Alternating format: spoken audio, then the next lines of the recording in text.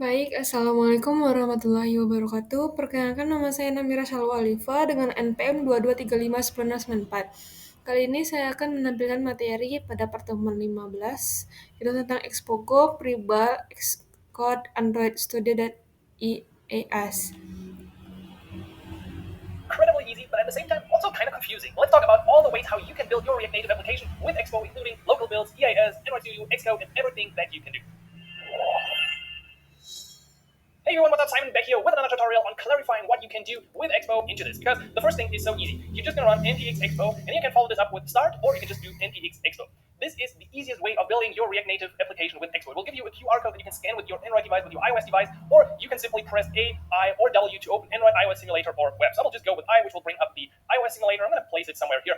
At the same time, I will show you this. This is my device, and we see right here, I do have an Expo build running on my computer. So now on my actual device, I can also launch the Expo Go application. I will get the preview of my application. So this is really the easiest, the fastest way to build your React Native application with Expo. However, there are considerably downsides to this. Just want to show you quickly to clarify this. We do have live reload in here if we're using this application. And the cool thing about Expo Go is that we can also, for example, press Control Command Z. There's a different shortcut for Android, which opens up this nice view. We're going to come back to that later, but just keep in mind, this is not the default debugging view of React Native. So how does all of this work? I just wanted to really quickly dive into and show you how fast it works. This is an application that comes bundled with a lot of SDKs from Expo. That means if we're using the camera, some kind of contact plugins, file system, whatever it might be, it is usually already bundled with this application. You can just use it right out of the box. However, what if you want to use something like React Native Vision Camera or some other package with native modules that is not included in this app? Well, then you have to turn to something else. And that is what we're going to talk about in the second step. So it's really important to understand that Expo Go is a great way to quickly spin up your application. It is okay for using it while testing. You can use it like the complete time if you're only using the Expo SDKs and modules here. That is completely cool. However, there's also another downside right now since Expo SDK 50 or 51. There's only one version of Expo SDK bundled with the Expo Go apps. In the past, there were multiple SDKs included. That's not the case anymore. So you might get into problems here and there as well. And that means Expo Go is nice for quickly looking at your application, for starting out. You don't need Android Studio Expo. You see, nothing is here in my folders. That's really an easy way to look and share your application quickly. But usually you want to take things a step further, and that is where pre-build comes into play. So Expo pre-build basically means you will take the information you specified in your app.json. There might be a block about plugins. It might include some native settings, some config plugins, and then you generate an actual native project. This usually works like this. So let's stop this here, and we do npx expo pre-build. We don't have to follow this up with anything. This usually now asks us, okay, what would you like to name your package? This is the bundle ID. We'll just stick to the default here, same for iOS, and then we'll create native folders for Android and iOS based on our application. Now, here things get a bit more complicated because you can now launch them through Android Studio, Xcode. You can continue to use the Expo CLI. There's the term continuous native generation. So there's a lot already going on after you leave the comfort of the Expo Go application. But bear with me, we're going to walk through this. So now that you have these Android and iOS folders, the easiest way to run your application is going ahead with npx expo run, and then follow this up with either Android or iOS. I will just do npx expo run iOS. I will also now close this so we see what's going on. We don't need this right now. I have to finish this paper. I'm swamped. No one told me college would be so damn. By the way, if you run no npx pre-build and just run npx expo run iOS, it will actually also on the first run do a pre-build of your project. So it's kind of the same. And this might take a while because now we are actually building our own native application that will be built to our device. So let's wait until this is finished. All right, so build finished, and we kind of see the same output. It looks like we're still using the Expo Go application or what's going on, but notice the difference. We are now using a development build. This is an important term. There actually you still switch to the Expo Go app by pressing S. So now we have a build, and the simulator here asks if I want to open this, so I click open, and we get kind of the same experience that we had before. Once again, we should have live reload, so I can change something, and it quickly changes in here as well. What has changed? Now, this is our own application. You see, I launched this, and I did not launch the Expo Go application. That means on my device, I also now lost the connection. If I wanted to also deploy this to a device, I would have to follow up the commands. I don't want to mess up the command. Let's do new terminal npx run iOS --device. Then I could build straight to my connected device. And by the way, this should now also work over the network, so you don't even have to connect your device to your computer. One caveat also that I want to quickly mention is I'm running this here on a Mac, and you need a Mac to do a pre-build for iOS to run this project on iOS simulator like this. If you're on a Windows machine, you can only do this for Android, and you have to use EAS, which we will talk about in the end. So now we have our development build. As I said, everything's pretty much the same, but look at this. If I now press Command Control Z, I get the default React Native debugging menu because this is sort of a default application. It is a bit similar to what Expo Eject did in the past. You know, Expo Eject doesn't exist anymore, and pre-build is the thing that gives you the most flexibility. So at this point, I can install any kind of native module in my React Native application with Expo and use it here in my pre-build. If I want to get back this cool debugging menu, so this is also described here as the developer menu, which you can, by the way, customize. If I want to get back this thing, I have to run a new command. So let's kill this, and let's run npx expo install the expo dev client.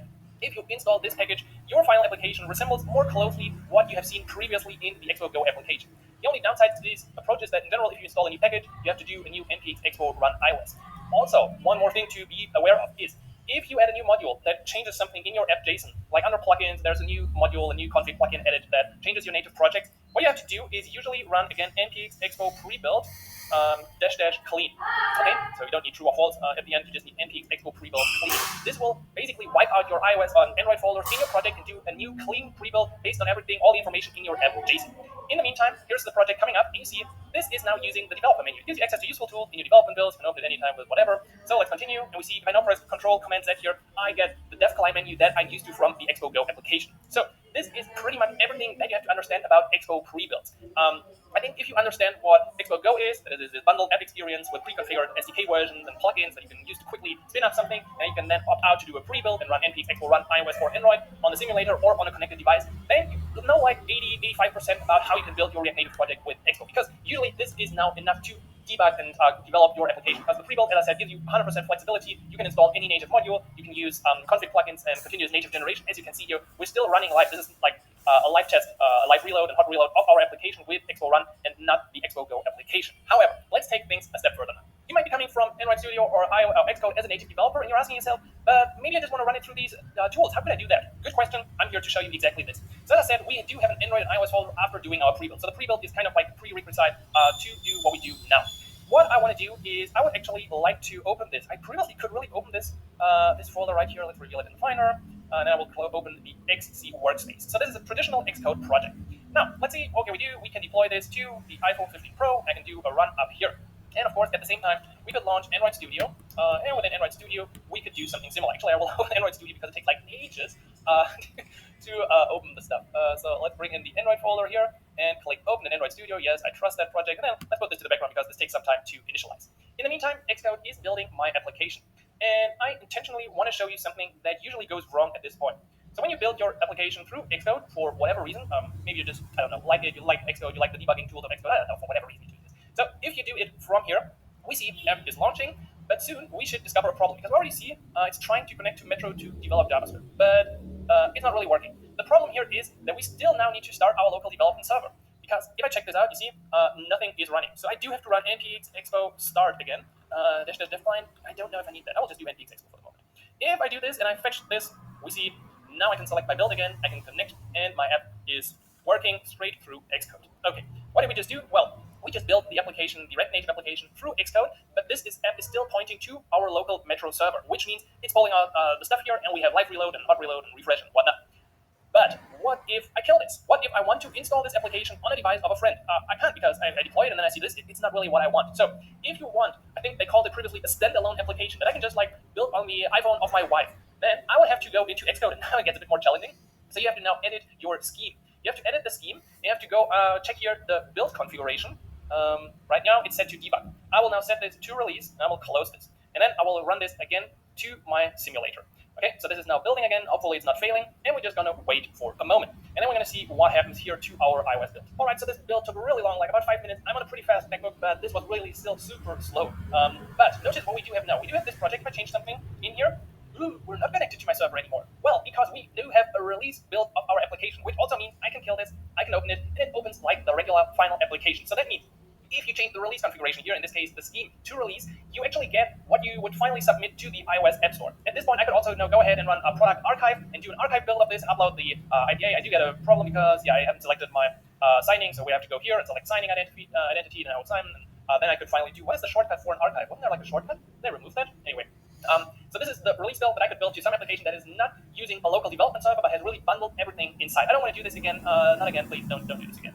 Okay, so the thing about this is that if I now do changes here, if I like change the minimum deployment target or the display name, and if I later refresh the project with pre-build, these settings would be removed. So be careful about applying changes right here in Xcode. The recommended approach is usually that you put out a config plugin and include it in your app JSON. So if you use continuous native generation, CNG, that stuff is automatically applied to your Xcode or Android projects when you do a pre-build, and then you have everything of the configuration again. So if you have something like minimum deployment target or things, you include that in your app JSON. Okay, that's everything for the moment about Xcode. This should give you all the information you need to make a pre-build, deploy to your simulator or device, and even do a release build. And if you want to submit your app straight through Xcode, the classic way of building an iOS application and then ending the rest in App Store Connect. Now, let's talk about Android. At this point, hopefully my application is finished here. I also brought up my emulator device, so I do have a virtual device. You can find some guides on the internet on how to create your virtual device if you don't have one. And then I will simply hit play here, or whatever that button means, which will build my Android React Native Expo application to my emulator or whatever device that I select up here. However, we're going to run into the same trouble that we had with iOS, which means this, in the default case, is using a development instance, which means we have to do npx expo to spin up my local server, to spin up Metro. Yeah, I should probably clean this. I don't know why I sometimes get this. It's not really causing any problems, but it looks so ugly. I just want to get rid of it. So let's do npx expo again. This will start this. It is using, once again, a development build. And meanwhile, we see my app here on the emulator. Let's close this one behind this. Now select my server. We see it's loading here. And I do get my live development environment. Okay, so here we go. Android, quick change, and it of course instantly changes in my emulator, or if I would deploy this to a connected device. Good. I don't want to go through the whole process again because it might take time, but I just want to show you that if you want to do the same thing that we just did within Xcode with Android Studio, for whatever reason, because Android Studio comes in my hierarchy even way below than Xcode, you could go on the side. So let's see if we can see this. Down here, I think I can't zoom into Android Studio. So down here, there's something called build variants. You can click that one, and you're going to see by default it is set usually to debug. If you now change this to release, then what you can do is you can directly build your application as an APK or as a bundle. Okay, it is now changed to this, and you could now do, I think from the top menu you have to select build. Where do I have to go? I think I first need to kill this, and then you can build bundle or build APKs. Let's say like build. It's instantly doing this, and then like a dialog coming up. Well, yeah, if you do a generate signed bundle, then you go through the process. Okay. So you could now, through Android Studio, create an APK, create a bundle file in the usual way with the key store files and yada, yada, yada. I think that procedure, it should be pretty clear for the people who want to use this. Now, a few more things and notes on these process and what we can do as well. So if you don't want to go into these tools, you don't really have to. First of all, what we did in Xcode can be replaced by a command if we use npx expo run iOS. We had that part before, but if you pass in the configuration release, it's doing pretty much the same, like changing our scheme. And we could also follow this up with dash device if we now wanted to build this on our device. And cool things coming up with my devices here, pretty cool. Same thing is almost true for Android. So for Android, what you could do is npx expo run Android and then using dash variant release. Okay, instead of configuration release on Android, it's usually called a variant. Then you would build your release variant. And this one actually built my release through Android Studio, pretty nice. So here we go. I do have an app release AID that I can drag into my my Android device. Okay, so this is the way how we could do the same things that we just did with Xcode and Android Studio straight through the Expo CLI. Finally, I just want to mention that if you like to do this stuff, you could also do something like cd Android and then do Gradle, Gradle and then assemble release. I think there's like a command to also get like, if I just do Gradle, does it show me like all the possible commands? I don't know if I wanted to do this. I just wanted to get a list of what's possible. I think that was not a good idea.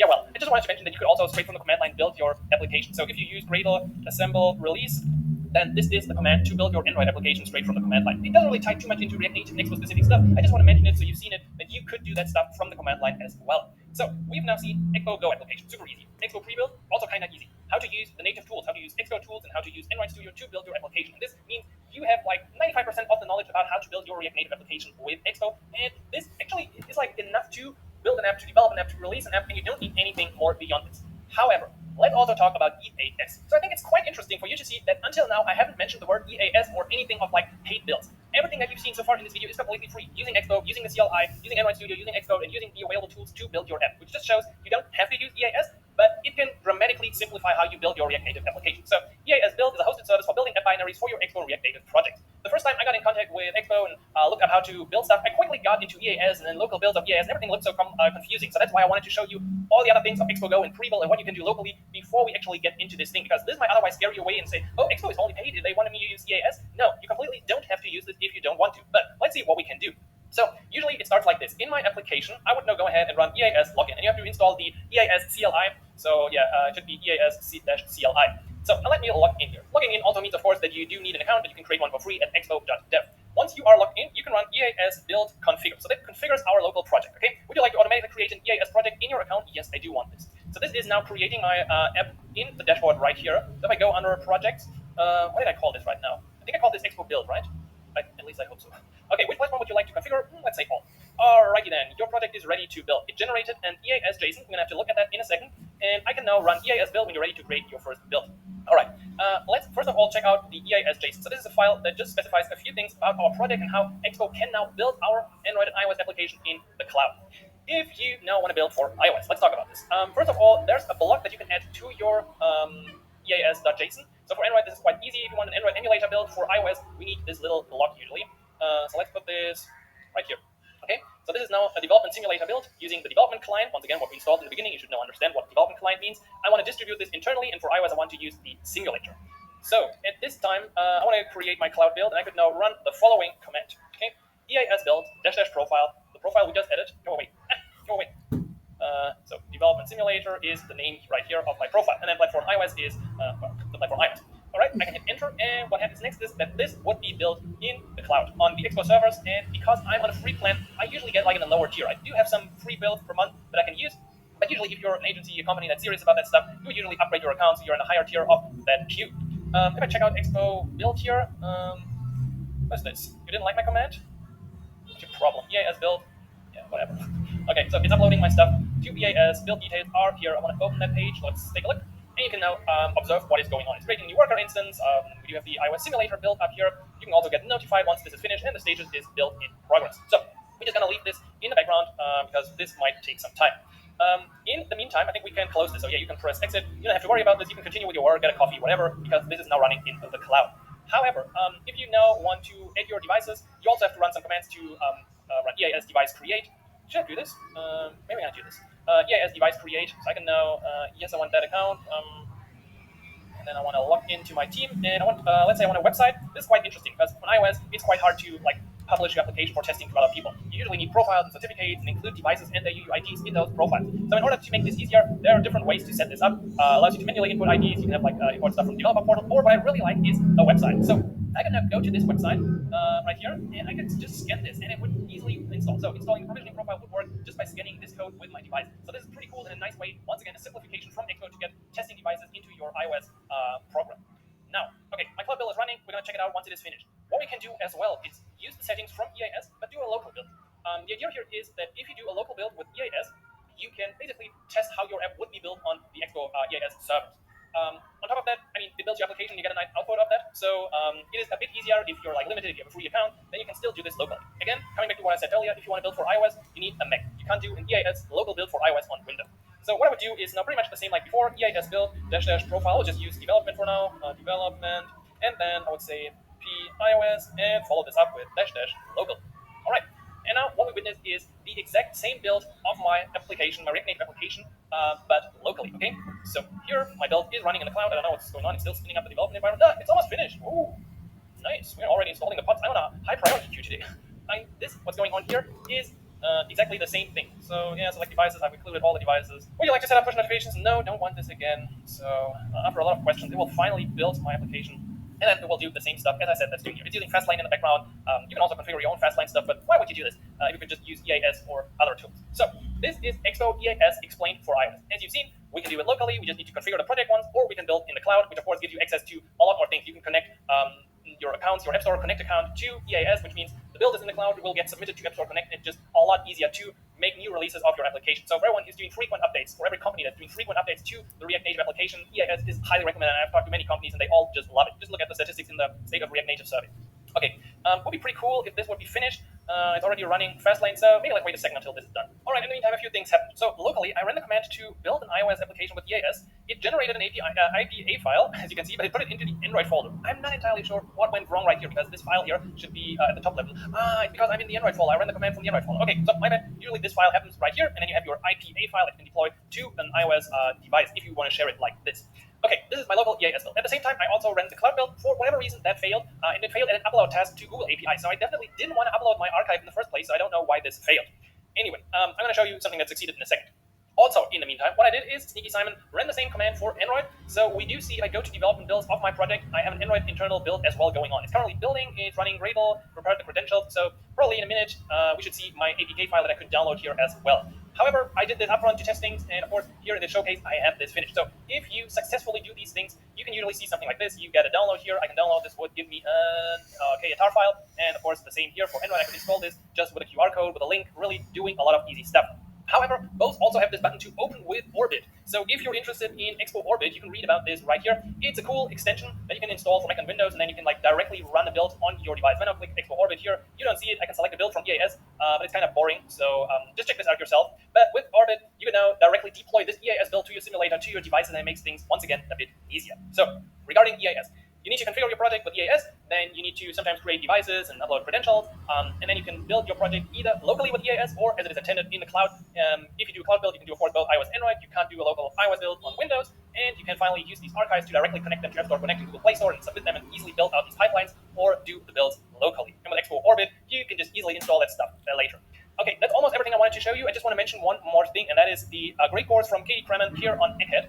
I usually don't promote Egghead because on Galaxies you have basically all the courses that you need, but this one is free and it's really a great resource. If you're interested in more build and deploy React Native apps with Expo EAS, she covers everything of that process as well in this course, so you can check this one out. We do have another course on building and publishing your app on Galaxies as well, so for all Galaxies Pro members, you should find a similar resource, and maybe I can also convince Katie to create a course for Galaxies in the future. That is my dream. I really hope this video gave you an overview about how you can build your React Native application with Expo the different ways. We've talked about Expo Go, the easy way, Expo pre-build once you use your own native modules and need more freedom than Expo Go, how you can use and leverage Android Studio and Xcode to build your applications locally, to create archives, or even submit your application. And we've covered EAS, which can help you to build things. For example, if you're on Windows and want an iOS build, you can do this with EAS in the cloud, or you can use EAS to easily build up a pipeline of build, commit, release your application to App Store, Connect, Play Store, and just have everything covered in one place that works really, really flawless. You can also do app update, over-the-air updates. Really, there's a whole lot more to EAS. So let me know if you have more questions about EAS. We can do a specific course or video on just doing EAS, or you check out the resource from Katie. So thanks for watching. Make sure you stay subscribed. Baik, setelah melihat materi video tersebut, saya akan menjelaskan melalui PPT yang berjudul React Native Deployment. React Native telah menjadi pilihan utama untuk pengembangan aplikasi lintas platform karena fleksibilitas dan performanya. Materi ini akan mengeksplorasi proses deployment tanpa terbatas pada Expo, termasuk menggunakan pendekatan bare workflow dan alat pihak ketiga. Memulai dengan Expo, yang pertama ada alternatif penggunaan. Selain npx Expo Start, pengembang dapat memilih untuk menggunakan Expo Board untuk menghasilkan file APK atau AAB langsung, tanpa memerlukan simulasi perangkat. Selanjutnya ada platform alternatif. Expo mendukung deployment untuk platform seperti web melalui fitur Expo Web yang memungkinkan aplikasi berjalan di browser. Kelebihan dan kekurangan Expo Go.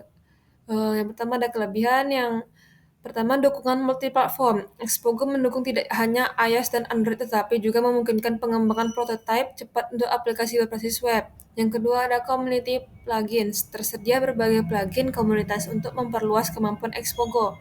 Terus selanjutnya ada kekurangannya. Yang pertama ada keterbatasan integrasi custom. Tidak mendukung pustaka seperti native modules yang memerlukan perubahan langsung di kode native. Yang kedua tidak cocok untuk aplikasi produksi skala besar. Batasan SDK membuat Expo kurang fleksibel untuk fitur yang sangat spesifik. Pre-build dengan Expo. Pendekatan berbeda. Selain menghasilkan proyek native, pre-build dapat dikostumasi untuk memasukkan library tambahan seperti Firebase atau SQLite. Ekstensi modular. Integritaskan modul tambahan untuk pre-build seperti modul kamera khusus atau push notification melalui Firebase Cloud Messaging. Menjalankan aplikasinya, yang pertama ada pengujian cloud. Gunakan platform cloud seperti Browser Stack atau Firebase Test Lab untuk menjalankan aplikasi di berbagai perangkat nyata tanpa memerlukan simulator lokal. Yang kedua ada debugging berbasis log. Manfaatkan alat seperti LogRocket untuk analisis log dan user sessions. Selanjutnya ada menggunakan Xcode dan Android Studio. Custom build variants. Tambahkan build variants seperti debug dan staging untuk menguji fitur baru sebelum dirilis. Lalu optimalisasi build. Yang pertama ada gunakan LTO atau Link Time Optimization untuk meningkatkan performa di Xcode. Yang kedua, sync resource pada Android Studio untuk mengurangi ukuran APK. Terus selanjutnya ada EAS, Expo Application Service. Alternatif workflows. Yang pertama, gunakan EAS Submit untuk langsung mengirim aplikasi ke App Store dan Play Store. Yang kedua, tambahkan workflow deployment otomatis dengan GitHub Actions yang terhubung ke EAS. Lalu ada build dinamis. Itu mendukung environment variables, memungkinkan konfigurasi build yang lebih fleksibel, misalkan API URL yang berbeda untuk staging dan production. Keuntungan menggunakan EAS. Yang pertama ada keamanan data. Dengan EAS Secret, pengembang dapat menyimpan data sensitif seperti API keys dan dengan aman. Yang kedua ada continuous deployment. Ini integrasikan dengan alat seperti Sentry untuk pemantauan error real time setelah deploy. Kesimpulan dari materi ini yaitu deployment native bukan hanya soal membangun aplikasi, tetapi juga tentang memanfaatkan alat dan teknik terbaik untuk mencapai efisiensi dan performa dengan menggunakan metode seperti hybrid, modular, workflow otomatis, dan platform cloud. Pengaman dapat mengoptimalkan seluruh siklus deployment. Sekian dari saya. Apabila ada kekurangan mohon dimaafkan. Assalamualaikum warahmatullahi wabarakatuh.